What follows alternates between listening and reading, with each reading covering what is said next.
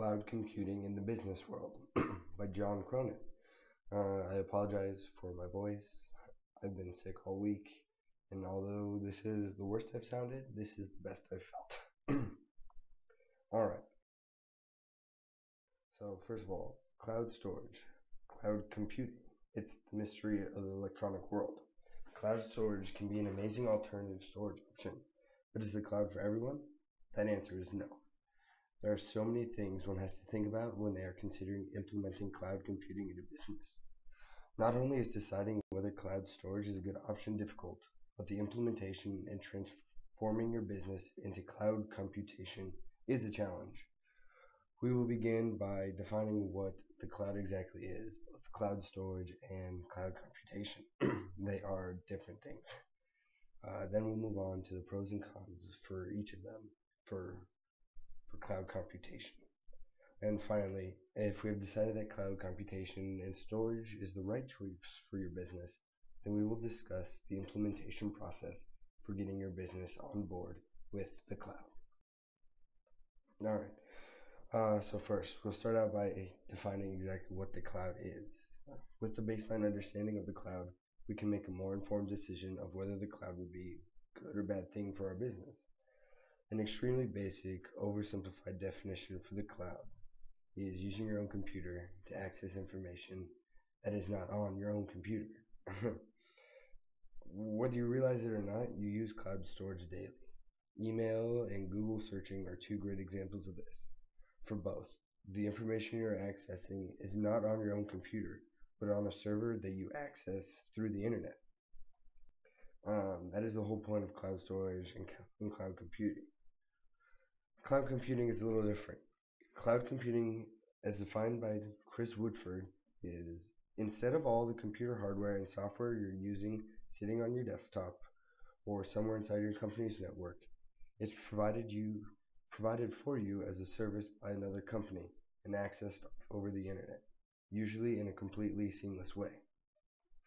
So basically then, cloud computing is not really in a cloud, but in a giant warehouse of servers.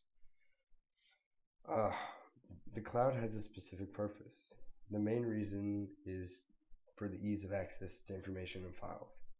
In the past, it has been a person would need a physical copy of whatever information they wanted to transport, whether it was a floppy disk, flash drive, or even a hard drive.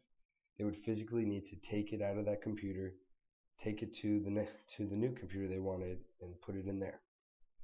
I grew up with kids who would take their hard drives from their Xbox to a friend's house so that they could have their saved information at their friend's computer. Now with the Xbox One system, you have an account, and whatever save information or game information you have is saved to that account, and it can work on any Xbox One console. This works well with businesses and schools as well. A person can be given an account and can log in anywhere in their company. They can be given privileges to different folders and drives, so it is not necessary they're free for all. All that is needed is a desktop computer and internet connection. Cloud computation, on the other hand, is the same type of thing. But when big projects need a lot of computational resources, they would normally regularly freeze up on one computer if that's all we were using.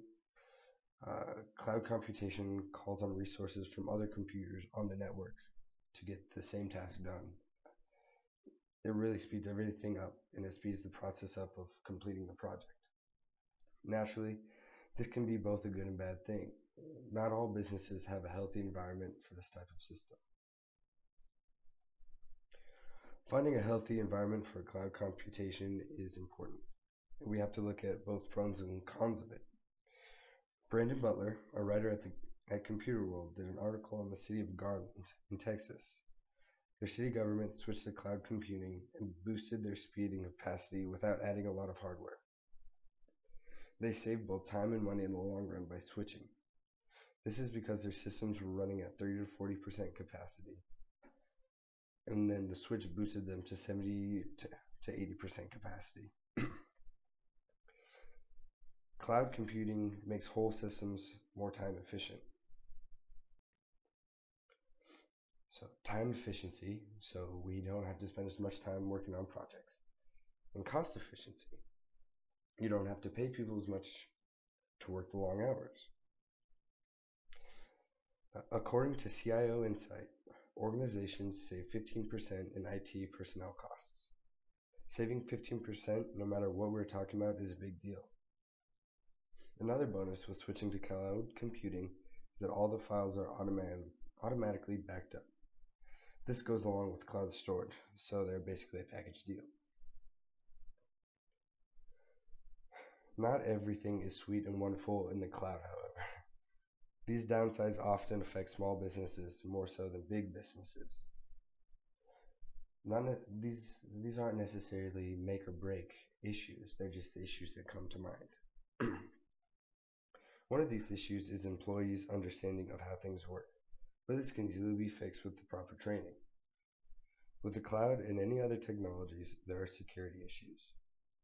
MIT Technology Review wrote an article on a study at the University of Wisconsin and North Carolina.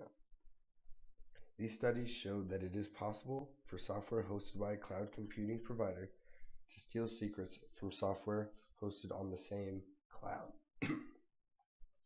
It was an extremely high-tech program, so it's not easy to do, but it's still possible and shows that there are the same threats with data protection. It only makes sense that this is possible in my mind due to the fact that all the information is basically mosh pitted together.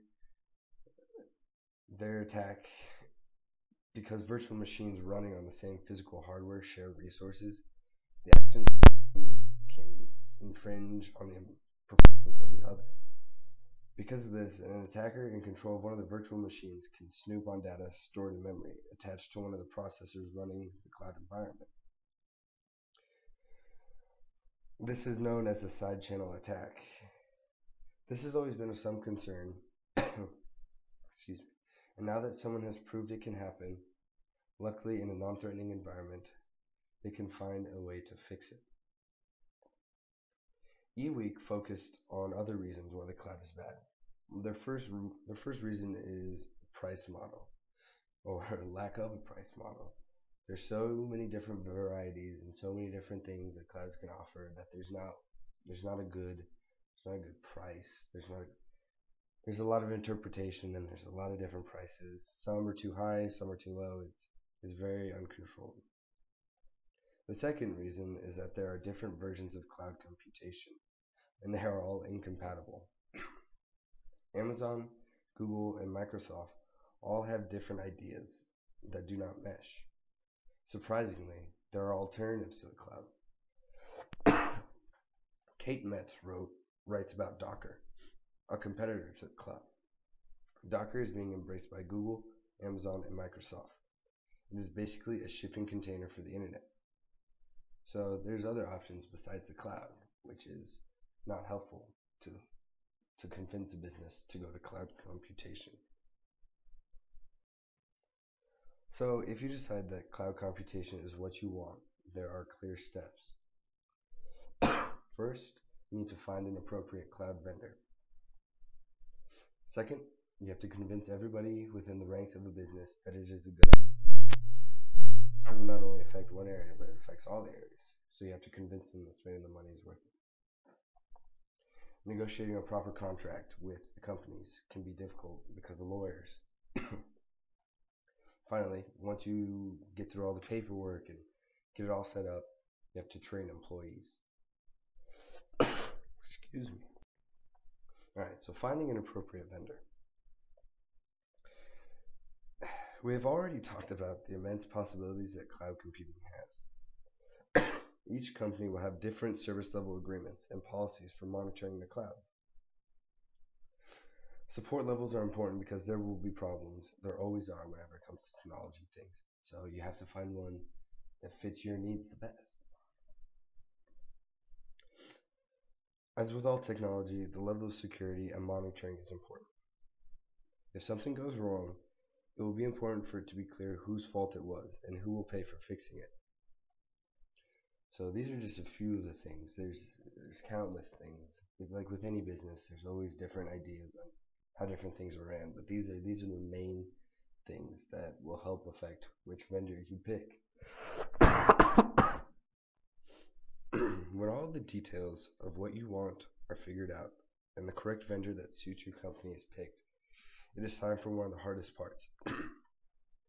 CIO Insight shows that 83% of companies experience roadblocks when implementing the cloud. The thing is that 68% of those are related to non-IT issues.